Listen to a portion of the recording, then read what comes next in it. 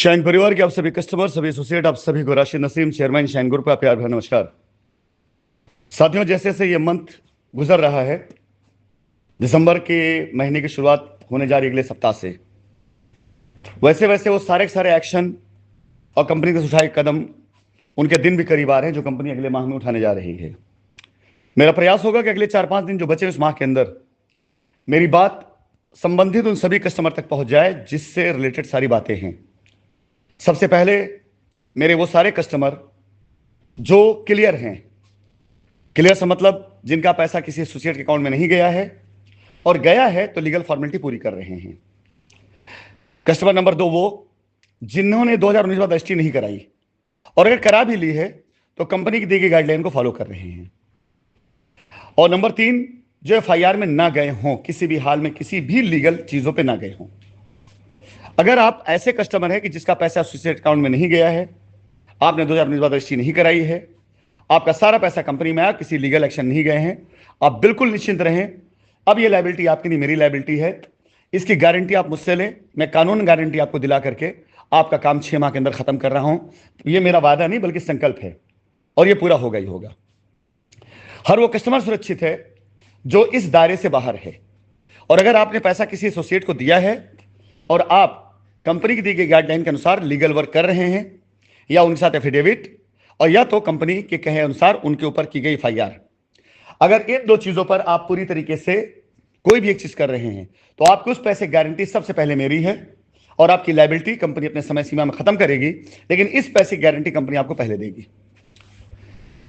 तो साथियों, ये कस्टमर जो पूरी तरीके से इस दायरे में आ रहे हैं, मेरी कही वॉइस नोट या मेरे कही कोई भी बात जो पॉजिटिव है वो सिर्फ उनके लिए है और जो निगेटिव है वो इनके लिए कतई नहीं है।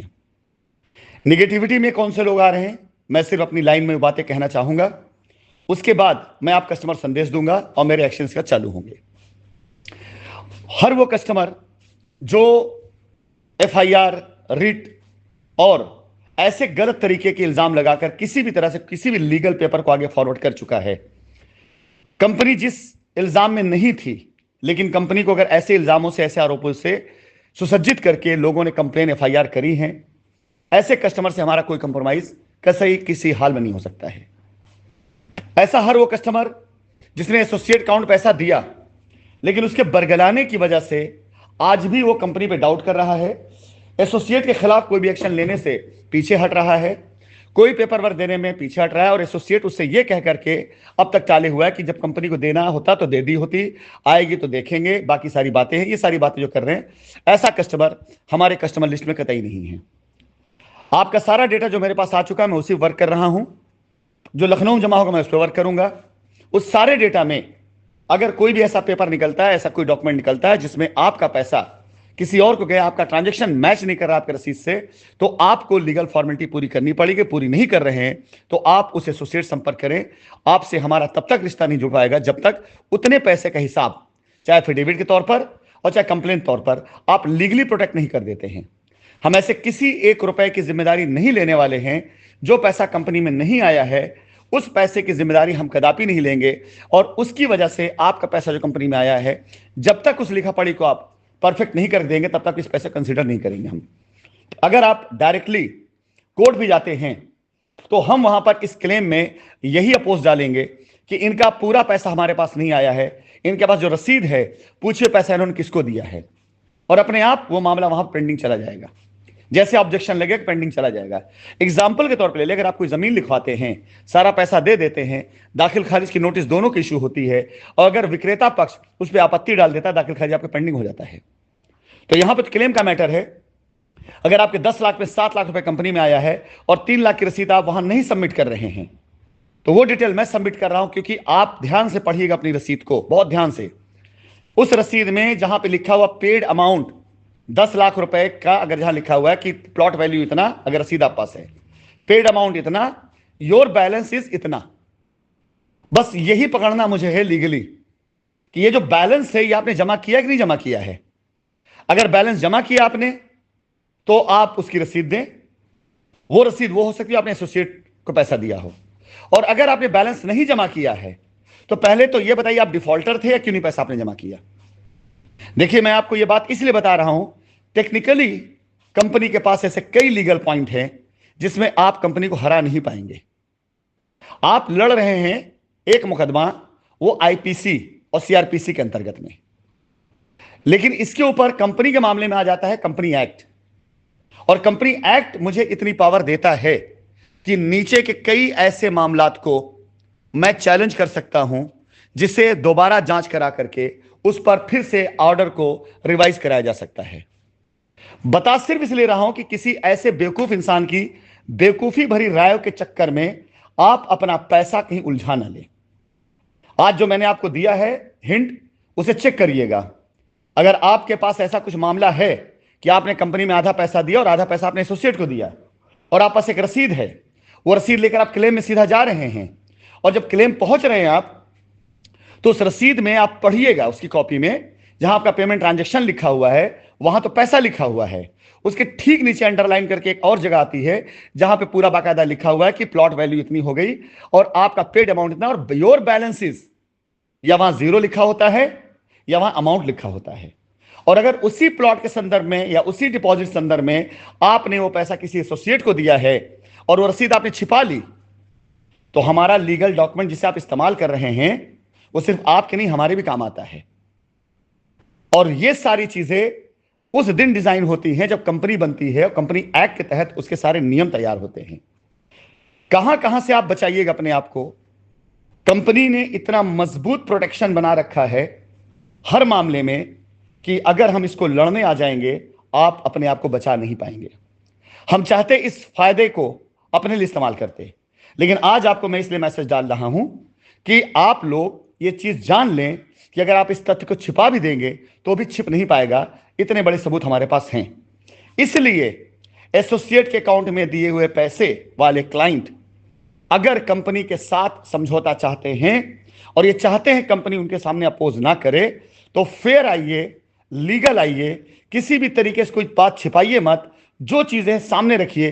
कानून में किसी भी तरीके से कोई भी ऐसी छेड़छाड़ नहीं करिए और ना मैं करने दूंगा और ना होना चाहिए जिसे छिपा करके कोई काम करा लिया जाए।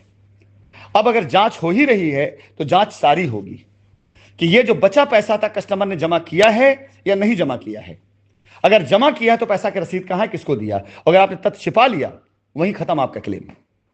इसलिए ये कस्टमर अपने आप को मान के चले कि अगर एसोसिएट के अकाउंट में पैसा दिया गया तो उसके लीगल पेपर जब तक कोर्ट के सामने नहीं आएंगे तब तक आपका क्लेम पास हो ही नहीं सकता है। इसके बाद आ जाती है 2019 के बाद की रजिस्ट्रियां। बहुत से लोग आज की तारीख में आपको ज्ञान दे रहे हैं, लेकिन उन बेवकूफ ज्ञानियों को यह नहीं पता कि नोटिस में आपसे मांगा क्या गया है और कंपनी आपसे चाहती क्या है। उन सवालों का जवाब देने की जगह यदि आप दूसरा कुछ ऐसा जवाब देते हैं तो इमीडिएट प्राइमा फेसिया आप खुद को फंसा रहे हैं ऐसी बातें करके कि तथ्य जो है कानूनी आप उसे तोड़ मरोड़ रहे हैं। हमने आपसे सवाल किया कि आपकी रजिस्ट्री कैसे हुई, क्या आपने पेपर चेक किया, उसका जवाब देने की जगह आप लड़ाई कर रहे हैं नोटिस में। कुछ लोग, सारे नहीं। आप बिला वजह ऐसी चीजें लिख करके दे रहे हैं नोटिस में, आपको लगता है कि सवाल मैंने आपसे किया। जी नहीं, कानूनन आपसे सवाल कराया जा रहा है। ये कानूनी डॉक्यूमेंट्स हैं, ये सवाल आपसे कानूनन कराया जा रहा है इसलिए कि जो इसका रिप्लाई आएगा वो रिप्लाई मेरे काम नहीं है, वो रिप्लाई कोर्ट में जाएगा। आप जरा सोचिए समझदारी वाली बात कि आपको नोटिस सर्व हुई, आपको अकल इस्तेमाल करना चाहिए। कानूनी तौर से आपको बातें वो लिखना चाहिए जो बातें हैं। अब आप सबसे पहले कुछ नोटिस का मैं हवाला दूंगा जिसमें कंपनी एमडी की तरफ से नोटिस सर्व की जा रही है। बेवकूफ इंसानों को जो राय दे रहे हैं ये नहीं पता है कि कंपनी एमडी रिप्रेजेंटेशन कर रहे हैं पूरे केस की, पूरे मामले की। हाई कोर्ट में, एनसीएलटी में, लोअर कोर्ट में, रेरा में, हर जगह उनका पेपर लगा है।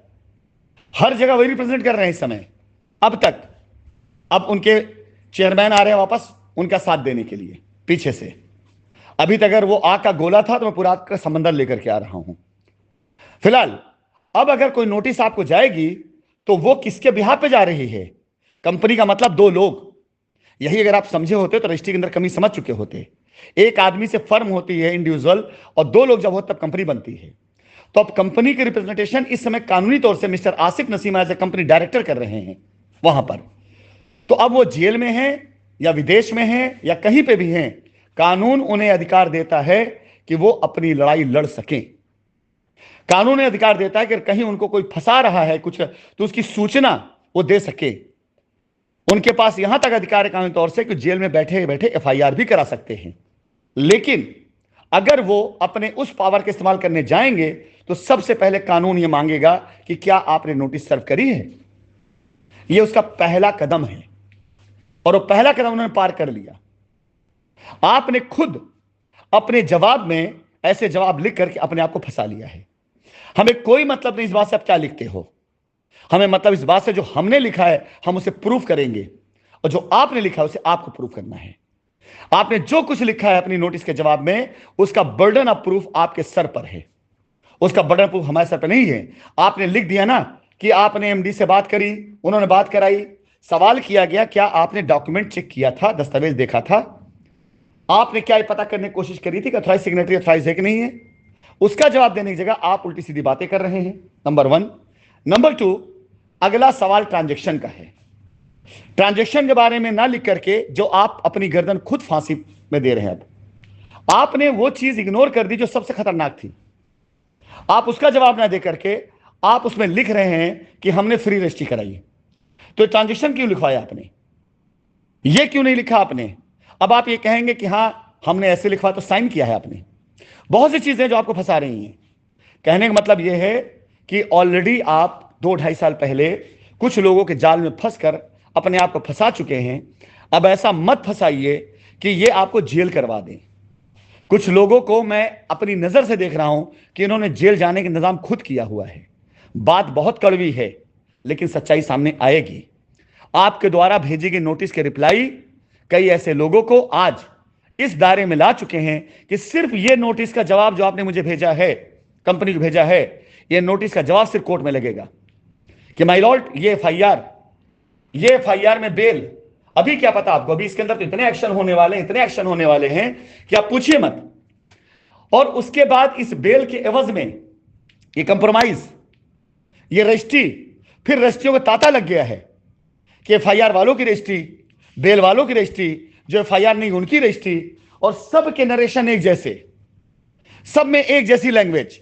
इसका मतलब सबके पीछे एक ही गैंग काम कर रहा है। तो ये साथियों इस बात को थोड़ा सा समझिए गंभीरता से, अदरवाइज हम तो आ ही रहे लड़ने के लिए, हम तो अपना सब कुछ इस पर लगा चुके हैं। हमारे वो सारे साथी जो इस मामले में लीगली फंसे थे छूट जाएंगे, वो जमानत पे आएंगे, बाइज्जत बरी होकर आएंगे, कुछ भी हो गया, उनके गम के काले बादल छूट चुके हैं। लेकिन सबसे बड़ी चीज जो होगी वो पूरी तरीके से आपको उस मामले में उलझाने जा रही है जिससे आप निकल नहीं पाएंगे। हमने आज तक इस कंपनी को बनाने में, चलाने में हमेशा ईमानदारी का इस्तेमाल किया है। तो जाहिर सी बात है कि जब इसकी जंग लड़नी होगी तो हम ना बेईमानी करेंगे और ना बेईमानी सहेंगे।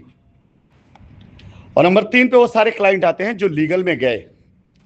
उसमें लीगल, पहले एफआईआर की बात कर लूं। ये कुछ एफआईआर हमारे लिए रामबाण हैं, ब्रह्मास्त्र हैं, जिन पर बेल कराई गई और इसके नोटिस हुए और नोटिस का जो रिप्लाई आया।